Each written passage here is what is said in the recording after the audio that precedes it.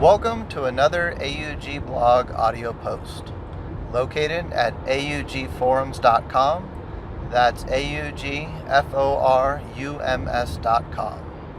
You can find this specific audio post at augforums.com/audio post 14. That's audio post and the number 14. This is your host, Tim Rodman, coming to you live on Sunday, May 3rd, 2020, from somewhere along Interstate 40 in Arizona. In this audio post, we are talking about digital transformation, Acumatica, and a road trip. So let's start off with the road trip part of that first. My dad passed away a couple weeks ago, and because of the virus, I didn't want to fly out from Ohio to San Diego for the burial, so I drove out last weekend, and we had the burial this week, and now I'm driving back from San Diego to Ohio. I just passed through Holbrook, Arizona, pretty cool town there.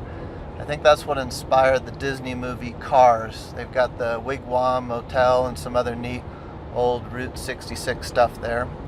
And now I am driving pretty much in the middle of nowhere, Arizona, along Interstate 40. And on this road trip, I am being very careful.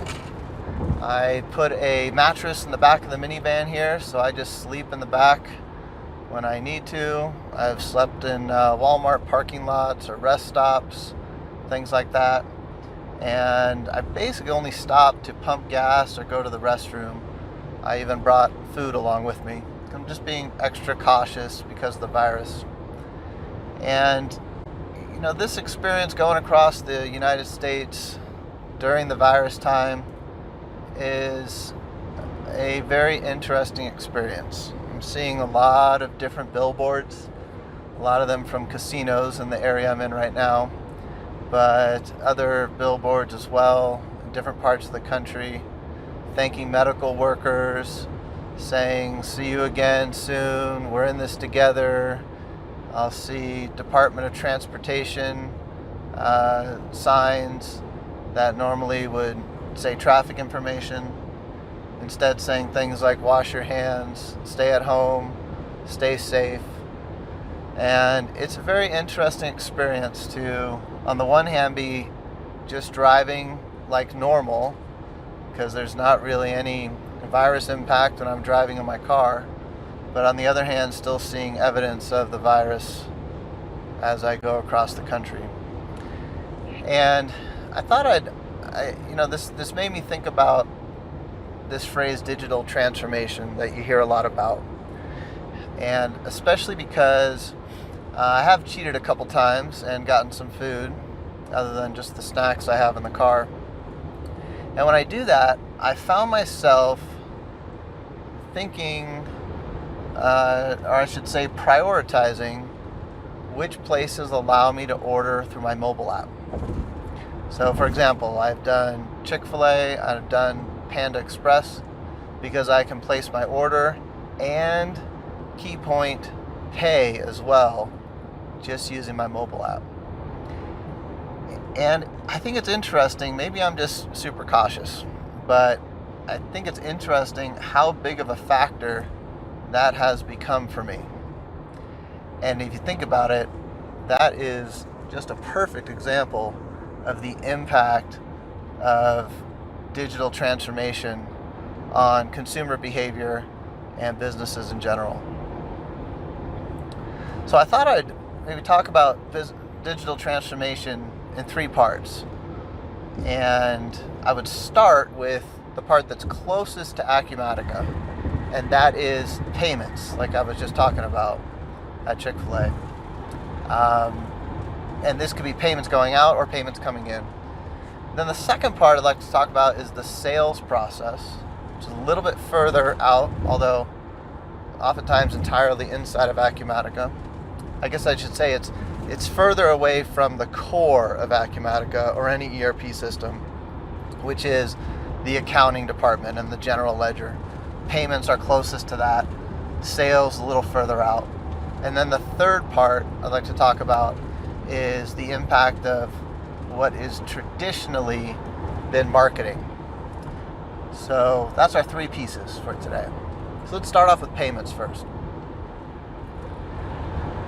If you go back to September 11, 2001, when the World Trade Center towers were attacked, what happened there was that the planes in general in the United States were grounded for a period of time. I think it was a week or two. And one byproduct of that was that banks had to change the way they did things, because at the time, banks had to overnight physical checks back and forth in order for payments to officially clear bank accounts. But because of September 11th and the planes being down for so long, money couldn't move. And so as part of the legislation that came after that, they made it allowable for digital images of checks. And that's why now you can do remote deposits using phone apps and things like that. And I think it's interesting how that one event had a big impact on people going paperless in general. Because once the banks allowed that, then why can't accounts payable invoices be that way as well, et cetera, et cetera. And I think it's going to be really interesting to see how this virus impacts digital payments. I think digital payments are already very popular. I mentioned I only ordered from Chick-fil-A and Panda Express specifically because they allowed digital payments. So people are already doing this. But I specifically mean business-to-business transactions as well, which at least in the United States is not so popular. I'm still not sure why. It still kind of blows my mind that we think it's easier and cheaper to print off checks, purchase check stock, whether it's blank check stock, and then print the micker, which has a whole micker toner cost component to it, or whether you purchase pre-printed check forms, then you've got to have the physical printer, and you've got to have the envelopes. You got to take the time to stuff the envelopes. You got to put a Band-Aid on when you get a paper cut. I don't know how much Band-Aids cost, but it's costly and it's time consuming. I think the time component is a big hidden cost there. How much time that really actually takes and the labor involved and the cost of that, I think is pretty costly. And then of course you have to put the postage stamp on it at the end, which also has a pretty significant cost. So it blows my mind a little bit that you still see so many paper payments, at least in the United States, business to business. And I think in other countries, they're farther ahead. If you're listening to this from another country, you might just fast forward to this part because you're laughing right now. Why would anyone do paper payments? Well, in the United States, for some bizarre reason, we're still doing it a lot in business to business scenarios. And so I think it's going to be interesting. You know, right now, businesses have to adapt, at least temporarily, to working remotely. And this experience, I believe, is going to be fresh in our memories for many years to come. So that even once the restrictions are relaxed and we're able to go back to the office and have access to that physical printer, be able to open the mail that got delivered to that physical address, etc., I think this is still going to be very much in our minds, and we're going to be thinking, well, what if this happens again? We need to be prepared, at least have the option. Doesn't mean we need to become a completely remote company, but we at least need to have the capability to be able to go remote when necessary. We've always known about this scenario for hurricanes and earthquakes, those kind of natural disasters.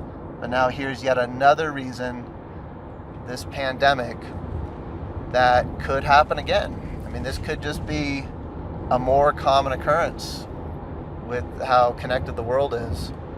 And, I just think it's something that's going to be fresh in our minds. And so I would see business to business digital payments in the United States becoming a much more popular thing. And I guess my goal here is not to go through the mechanics of that. Maybe we do that on a future AUG blog audio post, and there's a few different payment providers that can do both credit card payments and bank routing number payments with portals and things like that. Maybe that would be a good topic for a future AUG blog audio post. Maybe we do an interview with one of the Acumatica ISV vendors there. But my goal here is just to point it out how important it is, and motivate you to look into the details.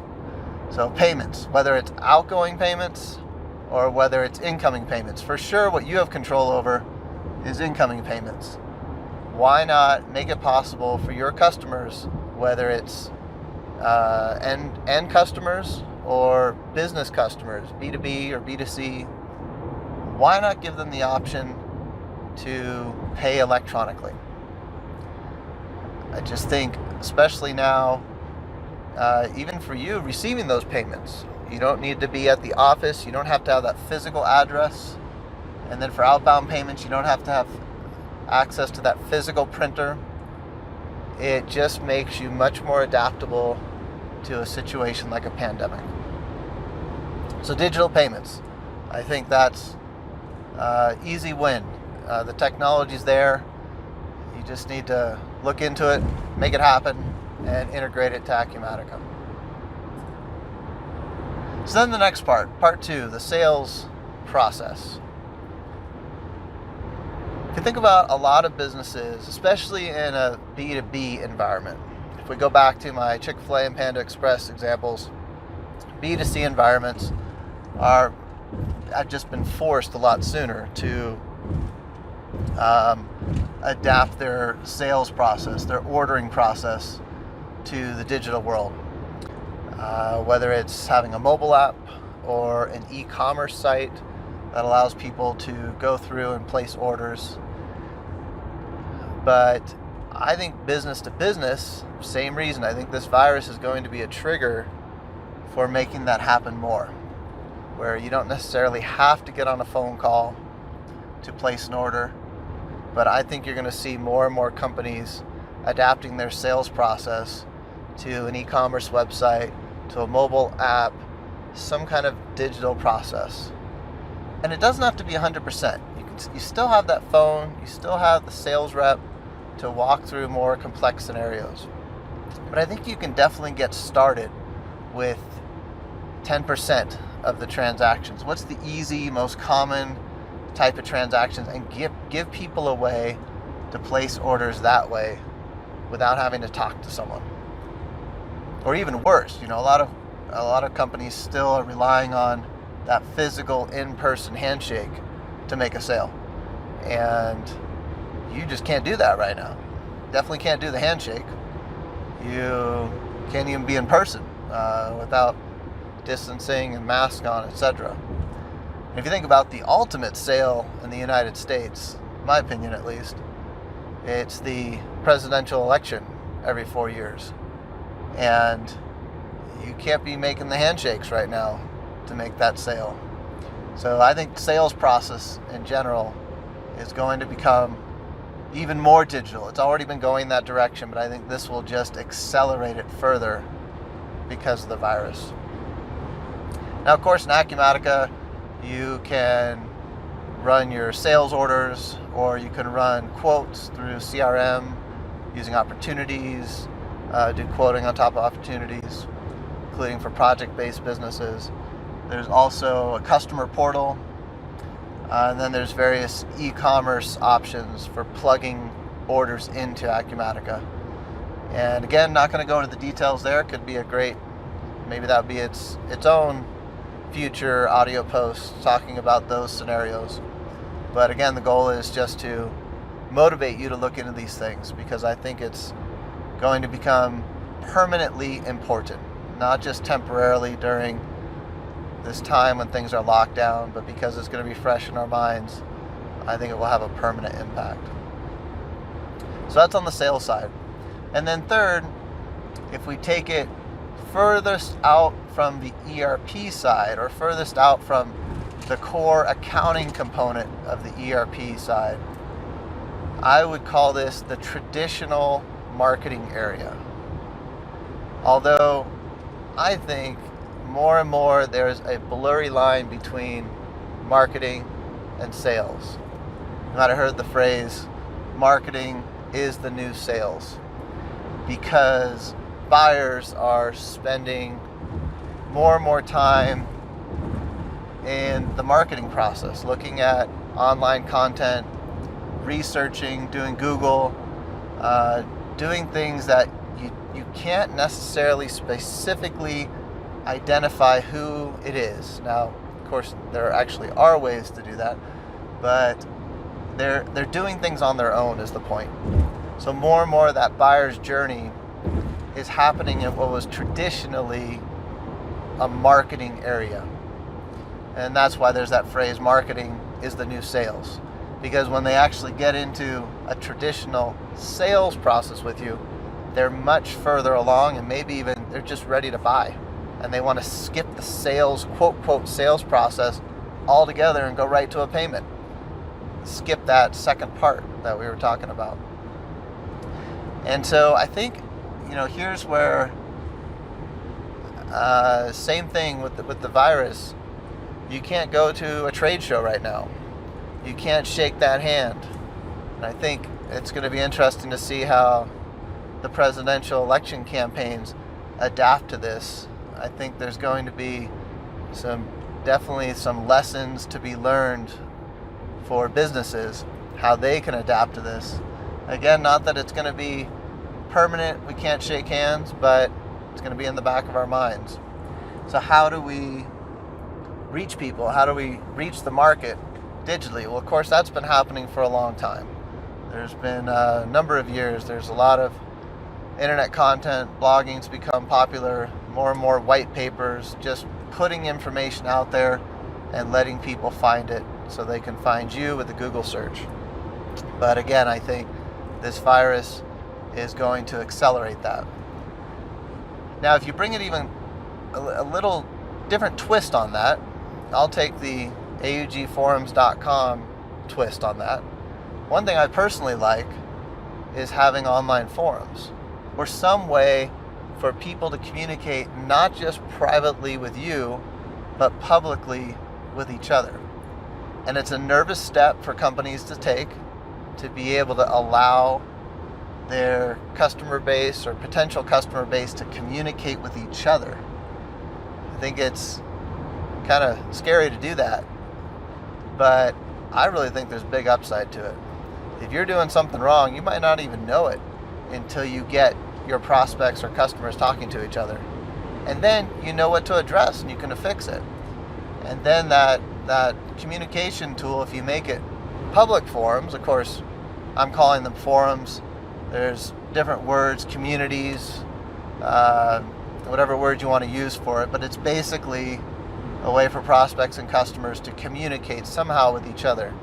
Now, you can start off by making it private, but if you make it public, then it also doubles, in my opinion, as a marketing effort. It's a way for people to see that you're interacting, you're fixing problems, and Google picks that up for search results. It almost becomes like free blogging content, if you look at it that way. And so I think there's a very interesting marketing angle to digital transformation that is still very much in its infancy. We know the one-way blast of marketing where you just put a bunch of content out there and you track who's interacting with it and you learn about them. But to be able to have a back and forth interaction, not just over email, like with marketing automation, but with some kind of online community, I think we're going to see more of that in the future. And again, I think it's accelerated by the virus, just because that's the only way you can do it right now, is interacting digitally. And of course, the Acumatica tie-in for that is because Acumatica is not just an ERP, it's also a CRM. All those interactions you can be learning about, you can be tracking, and you can funnel that into Acumatica CRM marketing lists so that you can do more targeted, specific marketing, or even something that might not be quote marketing. It might just be, hey, I know you placed an order 5 days ago, just following up to see If you have any questions, if you have any issues, here's the way you can log a support ticket, etc. More of a customer service / marketing type of thing. All this built around the new digital world, not really that new, but the digital world that we are increasingly living in. So 3 different angles there. Payment side, that's I think closest to Acumatica's core. Go a little further out to the sales process. And I guess I should also mention in the sales process, I think you start small if you're more of a B2B business, especially used to dealing exclusively through reps with more complex sales. But why don't you take at least a small piece of your sales and automate those digitally? And then I think the next step, in my opinion, is to look into something like a product configurator, where you might have all sorts of complex combinations and how to price something out. There's some great product configurator tools out there, even ones that plug into Acumatica, that can allow you to digitize that sales process. And then that third piece, what has traditionally been marketing, but in many cases is now just the new sales. It eliminates sales completely in some areas, or traditional sales, and allows someone to go straight from learning about you, being convinced to buy something, skipping step 2 and going right to a purchase. All of that you could wrap into this phrase, digital transformation. All right, so I think that's my digital transformation detailed thoughts, inspired again by this road trip that I'm on and my my Chick-fil-A and Panda Express purchases. And I just thought it was interesting how much of an impact that had on my decision making. And I don't see why business to business transactions would not be any different, at least have that element of decision making in there. So to bring it back up to a high level, I was thinking about digital transformation this way. It's a kind of a fancy phrase right now, in my opinion, one of those overly hyped marketing phrases at the moment. And you know, when you have that, you pay a premium for it, and there's all sorts of consultants who will charge you a lot of money to tell you what digital transformation is and what you should be doing to check that digital transformation box for your investors. But I was thinking actually there's a much simpler way to go about it. There's of course all the details that would be great to get into, I think, in future AUG blog audio posts, but in this high level post I hit 3 areas, and I think to me the starting point is getting on the whiteboard and mapping out your current process. How does someone find you, and how do they go through the buyer's journey with you, and how do they ultimately pay you, and how do you ultimately pay others? How do you know how close you are to being totally digital, or maybe a better way to say it, how far along you are in your digital transformation journey? Well, in my opinion, I don't think you need to hire a fancy consultant to tell you that. I think one duct tape way to do that would be to go find a high schooler. Maybe you've got a high schooler living in your house, or you've got a nephew or a niece, or just go over to a high school and ask you can talk to a business class, something like that. And I think, to me, the duct tape way to do it is to talk to a high schooler after you've whiteboarded your current process and walk them through how you do business. And if they give you a response like, ew, then you're probably not that far along your digital transformation journey. If they give you a response like, oh, cool, then maybe you are further along in your digital transformation journey. Point is, a high schooler, to me, is ground zero for understanding what the latest wave of technology options are that are available. And they just have those glasses on when they look at something. Does it look antiquated, or does it look like it has a future?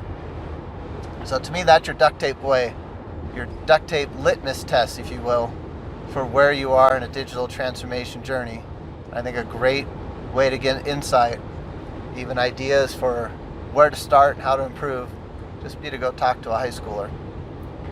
And I think there's another reason to embrace a digital journey, and that is kind of the similar thought of talking to a high schooler, but in another sense, that the workforce, of course, is always getting replenished generation after generation.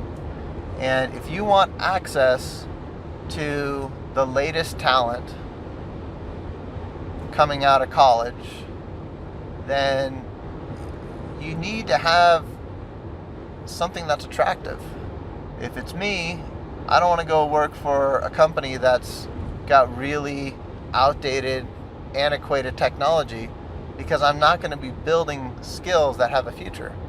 I want to be working with companies that maybe are not on the bleeding edge of technology, but at least they've got something relevant. They've got something worth learning, worth investing in, and worth building skills around.